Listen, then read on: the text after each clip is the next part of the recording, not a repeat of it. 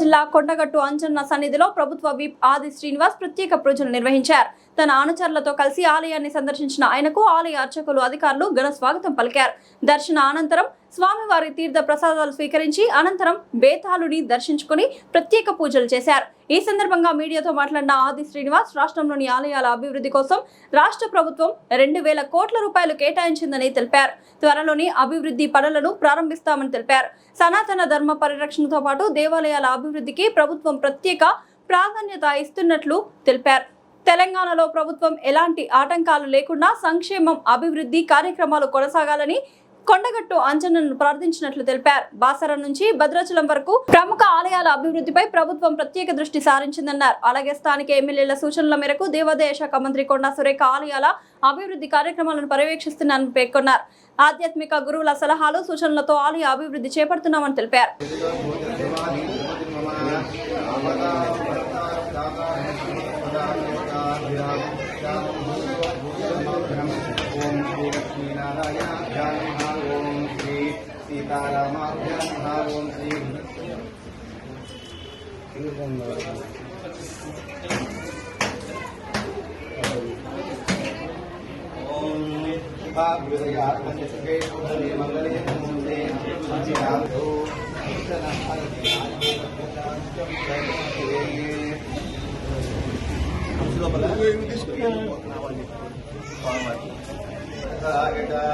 ఏతారాయ నమో నిత్యం క్షేత్రపాలాయ మంగళం.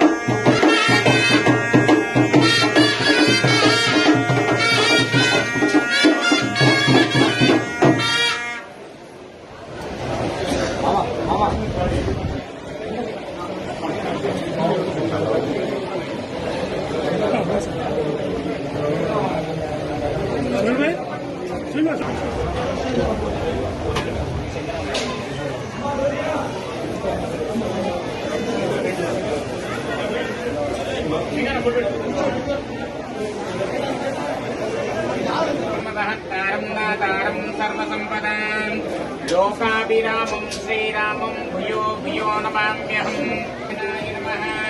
ओम माधवाय नमः.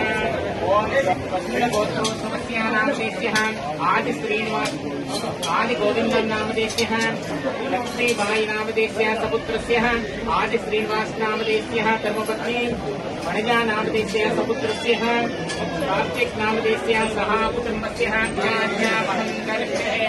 हरे ओम आंजनेयो महावीरो हनुमान् मारुतविजयः तद्वद्दाना प्रदा सीता देवी पुत्रप्रदायिनः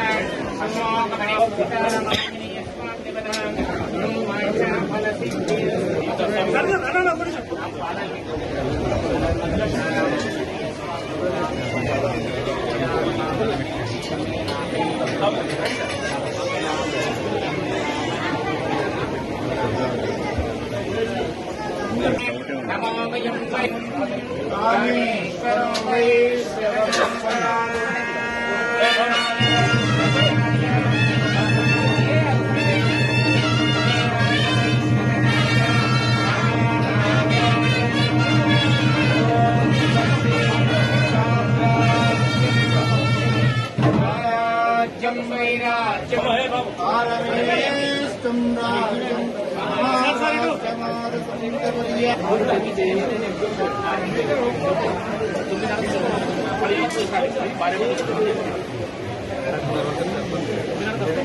శ్రీ ఆంజనేయ స్వామివారిని దర్శించుకోవడం జరిగింది.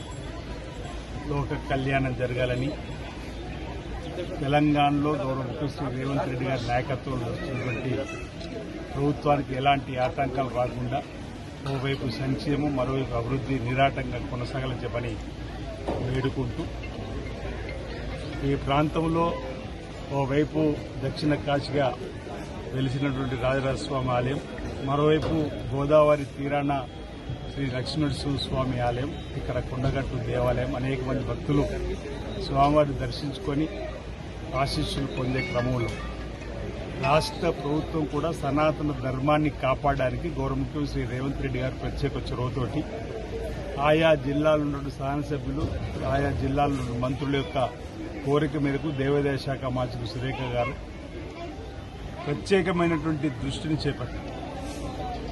ఆలయాలకు సంబంధించినటువంటి పునరుద్ధరణ, జీర్ణోద్ధరణ, ఆలయాల అభివృద్ధి, ఆలయాలకు వచ్చేటువంటి భక్తులకు సౌకర్యాలను కల్పింపజేయడము, పెరుగుతున్నటువంటి భక్తులకు మెరుగైనటువంటి సేవలు అందించాలని చెప్పండి. ఇప్పుడు వేముల రాజన్న ఆలయంలో జరుగుతున్న అభివృద్ధి పనులు చూస్తూ ఉన్నారు. బాజార్ నుంచి భద్రాచలం వరకు ఈరోజు మధ్యలో కాళేశ్వరం సంబంధించినటువంటి శ్రీ ముక్తేశ్వర స్వామి సన్నిధిలో, ధరపు లక్ష్మీస్వామి భవిష్యత్తులో కొండగట్టులో కూడా అభివృద్ధి జరపాలని చెప్పే క్రమంలో ఇప్పుడు భద్రాచలం దేవాలయం, సీతారామచంద్ర స్వామి ఆలయాన్ని అభివృద్ధి చేయాలని, మంచి రేవుల దగ్గర శ్రీ ఓంకారేశ్వర స్వామి ఆలయాన్ని మహానగరంలో ఏర్పాటు చేసే విధంగా ఈరోజు ముఖ్యమంత్రి రేవంత్ రెడ్డి గారు ఆధ్యాత్మిక భావాన్ని పెంపొందించే క్రమంలో సుమారు 2,000 కోట్ల రూపాయలు వెచ్చించి అభివృద్ధిలోకి తీసుకొని పోవాలని గోదావరి పుష్కరాలకు కూడా నిధులు వెచ్చించినటువంటి క్రమంలో, అంటే ఆధ్యాత్మికమైన భావాన్ని పెంపొందించడం, లోక కళ్యాణం జరిగే విధంగా ఆయా దేవాలయాలు ఉన్నటువంటి అమ్మవారు స్వామివారి ఆశీస్సులు అందరికీ అందేలా చేసేటువంటి కార్యక్రమం ప్రభుత్వం కృతనిశ్చయంతో ముందుకు పోతున్న సందర్భం. మన ధర్మాన్ని కాపాడవలసిన బాధ్యత మాపైన కూడా ఉందనేటువంటి ఒక భావన ఇందిరమ్మ రాజ్య ప్రజాపాలన ముఖ్యమంత్రి రేవంత్ రెడ్డి గారు కూడా ప్రత్యేక చొరవ తీసుకొని నిధులు వెచ్చించేటువంటి సందర్భం మీరు చూస్తున్నారు. శరవేగంగా ఆయా ఆలయాల అభివృద్ధి కూడా భూమి పూజలు గావింపజేయడం, ఆయా ఆలయాలకు సంబంధించినటువంటి ప్రధానంగా శృంగేరి పీఠానికి సంబంధించినటువంటి జగద్గురు శ్రీ శ్రీ విధుశేఖర భారతి గారి సూచనలు, సలహాలను, మరోవైపు చిరంజీవి స్వామికి సంబంధించినటువంటి వారి ఆలోచనలు కూడా తీసుకొని అంటే ఆధ్యాత్మికమైన అందరికీ అందే విధంగా చేసేటువంటి కార్యక్రమం కూడా గౌరవ ముఖ్యమంత్రి రేవంత్ రెడ్డి నాయకులు ప్రభుత్వం చేస్తుంది. అందులో భాగంగా భవిష్యత్తులో కూడా అనేక దేవాలయాల అభివృద్ధికి పెద్దపీట వేస్తూ ముందుకు పోతుంది ప్రభుత్వం. తద్వారా లోక కళ్యాణం జరగాలి, సకాలంలో చక్కటి వర్షాలు బ్రహ్మాండంగా పడి పాడి పంట బ్రహ్మాండంగా పండి రైతు వర్గంతో పాటు అన్ని వర్గాలకు